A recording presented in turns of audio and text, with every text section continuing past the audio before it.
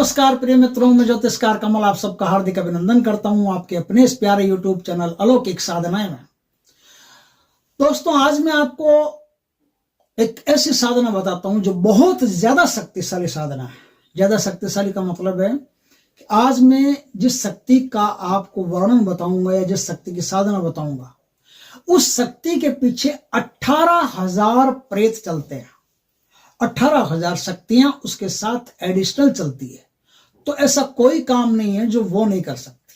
भला हो, बुरा हो, ऊंचा हो, नीचा हो, इस देश का हो, उस देश का हो, जमीन का हो, आसमान का हो, पाताल का हो, कहीं का भी हो, वो सारा काम कर सकती है। ऐसा कोई काम नहीं जो वो नहीं कर सकती। सिर्फ एक काम, जमीन नहीं खोदती, जमीन के अंदर किसी प्रकार की खुदाई नहीं करवाती, क्योंकि भूमि को खोते ही इनकी शक्तियां आपको छोड़ करके निकल जाती है। फिर इनकी शक्तियां आपके लिए काम नहीं करती। यदि आप इस साधना के द्वारा, इस शक्ति के द्वारा, आपको पता चल जाएगा कहां क्या है, लेकिन भूमि खोद दी, खोदते ही फिर आप नहीं खोद सकते, न खुदवा सकते अपने आदेश से किसी से।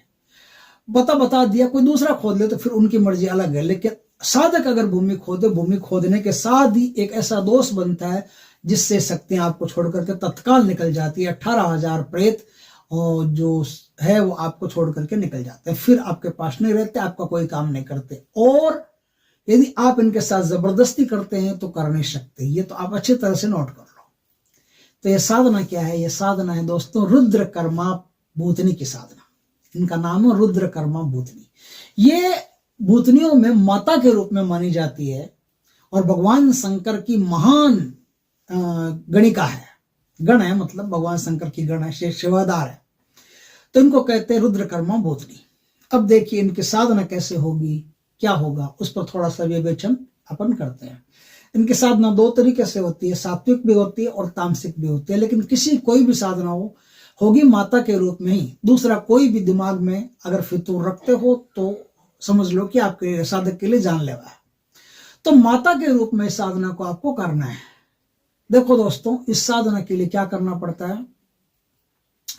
शनिवार के दिन कोई भी स्त्री खत्म हो गई हो, दुर्घटना में खत्म हुई हो या डिलीवरी में खत्म हुई हो या खुद सुसाइड किया हो तो अलग बात है। वो खत्म हुई तो उसका तो बात ही अलग है। लेकिन फिर भी अगर कोई शनिवार को ऐसे ही नॉर्मल तरीके से अपने जो कहते हैं कि क्या बोलते हैं उसको, बिना कोई दुर्घटना के सीधा ऐसे मर जाती है तो भी वो काम आ जाएगी। तो ऐसी कोई औरत मर गई हो जो शनिवार के दिन मरी हो और उसकी चिता भी शनिवार के दिन ही जलाई गई हो, तब क्या करना है? पहले शंकर भगवान से अच्छी तरह से विनम्र प्रार्थना कर लेना। फिर क्या है, शंकर भगवान से प्रार्थना करके फिर आप उस चिता के पास जाइए, जा करके और वहां निमंत्रण दे के आइए कि आज रात में आऊंगा आपकी साधना करने के लिए, मां रुद्र कर्मा भूतनी मुझ पर कृपा करें। अब वहां जाइए, जा करके स्नान मान करके जाने एकदम पवित्रता पूर्वक। ऐसे नहीं हांडो पांडो की तरह ऐसे उठ करके रवाना हो गए। भूतों की साधना तो ही क्या, भूत तो खुद मैले होते हैं, हम भी मैले। नहीं, एकदम पवित्र होकर के स्नान मान करके, और स्नान करने के बाद में किसी आदमी स्त्री किसी को छूना और नहीं है ना। साधना करके आए तब तो हरगिज नहीं छूना है, क्योंकि जिसको छू ले वो बीमार पड़ जाएगा। वो बीमार पड़ जाएगा तो वापस उठेगा नहीं आसानी से, उसको काफी पैसा खर्च हो जाएगा आपका। तो ध्यान रखें इस बात को। साधना करने के बाद में तो किसी को गलती से भी नहीं छूना है, लेकिन पहले भी नहीं छूना है।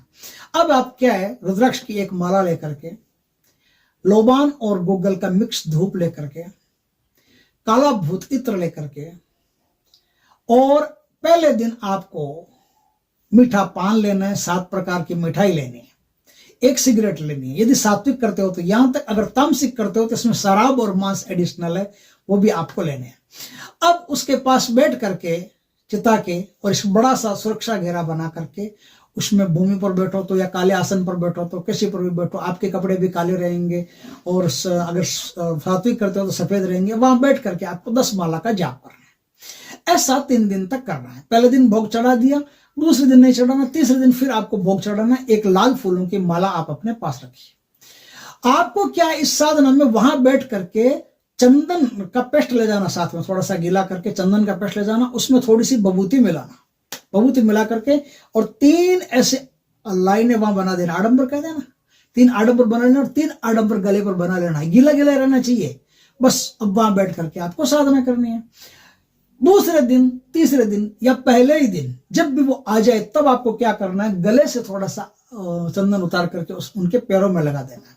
और जो माला आपने ली हुई है साथ में, वो माला हर दिन नहीं है, छोटी सी माला ले आना, कोई ज्यादा बड़ी की आवश्यकता नहीं, छोटी सी माला आ जाएगी, वो माला ले लेना। वो माला आप उनको पहना दीजिए और कहिए कि मैं आपको माता के रूप में वर्ण करता हूं, आज से आप मेरी माता है, मैं माता का सम्मान और दर्जा आपको देता हूं। और आप वो कुछ भी पूछे तो उनको कहना कि आपको जो भी काम करना है मेरे माता के रूप में ही करना है। तो ऐसा बोल देंगे तो वो आपके लिए सिद्ध हो जाएगी और फिर कोई भी काम हो आपका वो कर देगी। तो इस प्रकार से यदि आप तामसिक करते हैं तो मांस और शराब एक्स्ट्रा देना पड़ेगा, और तामसिक नहीं करते हैं, सात्विक करते हैं, तो फिर आप सिर्फ सात्विक और अच्छे काम कर सकते हैं, बुरे काम किसी के नहीं कर सकते। समझ में ध्यान से समझ लेना अच्छी तरह से। और इस प्रकार से रुद्र कर्मा भूतनी को सिद्ध किया जा सकता है। तामसिक में तो मैंने बताया ना, 7 मिठाई वगैरह वो सब देने, मीठा पान देना है, सिगरेट देनी है, ये सब भोग में देना है। आपको हर 6 महीने में भोग देना पड़ेगा। और 6 महीने में, अब ये बार बार आपको दिखाई नहीं देगी, ऐसा नहीं मिनट मिनट में आपको दिखाई दे दे, नहीं। अब क्या एक बार दर्शन हो गए, अब 6 महीने बाद दर्शन होंगे। बीच में आपको जब भी कोई काम हो आप उनके नाम से बस इस्तेमाल कर लो उनका नाम, कि हे माता मेरा ये काम है, ये काम कर दो, तो आपका काम तत्काल हो जाएगा। उनके नाम का भोग की थाली निकाल देना, थाली निकाल करके शमशान में रखाना। 6 महीने जिस दिन साधना की उसके ठीक 6 महीने बाद फिर उसी शमशान में देवी के नाम का भोग, वही जो भोग आज दिया वो भोग फिर दे के आना पड़ता है। इस प्रकार से कंटिन्यूटी रखेंगे, जब तक आप भोग देते रहेंगे तब तक शक्ति आपके पास रहेगी। और जब आप कहेंगे कि अब आप अपने धाम पधारिए तो अपने धाम चले जाएगी, फिर आपको छोड़ देगी, फिर आपसे कोई लेना देना नहीं है।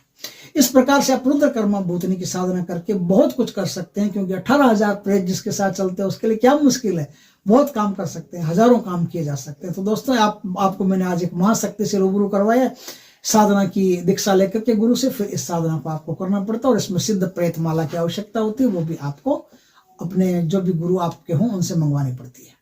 दोस्तों वीडियो अच्छा लगे तो लाइक करना, कमेंट करना, शेयर करना। पहली बार हमारे चैनल पर आए, चैनल को सब्सक्राइब करना, पास में जो बेल आइकन का बटन दबा देना, ताकि हमारी ज्ञानवर्धक जानकारी पूर्ण वीडियो सबसे पहले आपके पास आ सके। जय श्री कृष्ण दोस्तों।